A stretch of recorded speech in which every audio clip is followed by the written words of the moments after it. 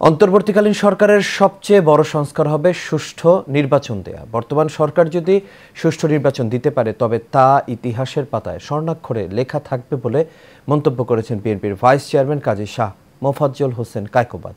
বুধবার কুমিল্লার মুরাদনগর উপজেলায় কর্মরত প্রিন্ট ও ইলেকট্রনিক মিডিয়ার সাংবাদিকদের সঙ্গে ভার্চুয়ালে যুক্ত হয়ে এসব কথা বলেন তিনি। বিস্তারিত মণ্ডল এনামের রিপোর্ট।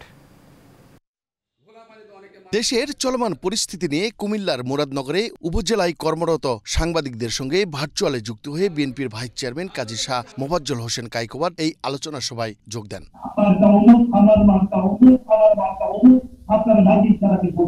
ভার্চুয়ালে যুক্ত হয়ে কাজী শাহ মোফাজ্জল হোসেন কায়কোবাদ বলেন, অন্তর্বর্তীকালীন সরকারের উচিত এমন একটি সুন্দর নির্বাচন উপহার দেওয়া, যে নির্বাচন হবে ইতিহাসের সবচেয়ে সুষ্ঠু, অবাধ ও নিরপেক্ষ নির্বাচন।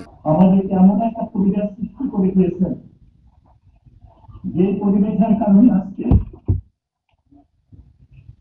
দুটো কথা বলা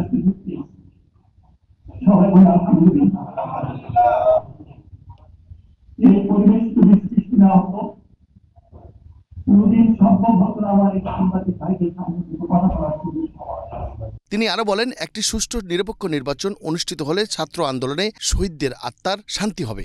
মুরাদনগরের মাটি, মুরাদনগরের পানি, মুরাদনগরের বাতাসের সাথে আমি ঢাকা শহর থেকে মানুষ করেছি, আল্লাহ আমাকে গ্রাম থেকে মানুষ করেছে। স্বৈরাচার সরকারের সময় গণমাধ্যমের স্বাধীনতা ছিল না। দেশের মানুষ যদি রাষ্ট্র পরিচালনার দায়িত্ব বিএনপিকে দেয়, তাহলে নিরপেক্ষ সংবাদ প্রচার করতে গিয়ে সরকারের রোশানলে পড়তে হবে না বলেও জানান বিএনপির এই নেতা। আপনাদের কি সাহস ছিল সত্য কথাটা লেখা?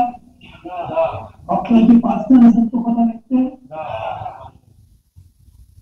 সত্য কথা লিখতে গেলে আপনাদের কোনো আমরা আশা করি জানি না মুরাদনগরে সাংবাদিকদের মতো হয়েছে কিনা। বাংলাদেশের কোথায় কোথাও সাহসী সাংবাদিকরা যখন সত্য কথাটাকে প্রকাশ করত, তাদের জীবনও দিতে হয়েছে। মণ্ডল এনাম, এশিয়ান টেলিভিশন, ঢাকা।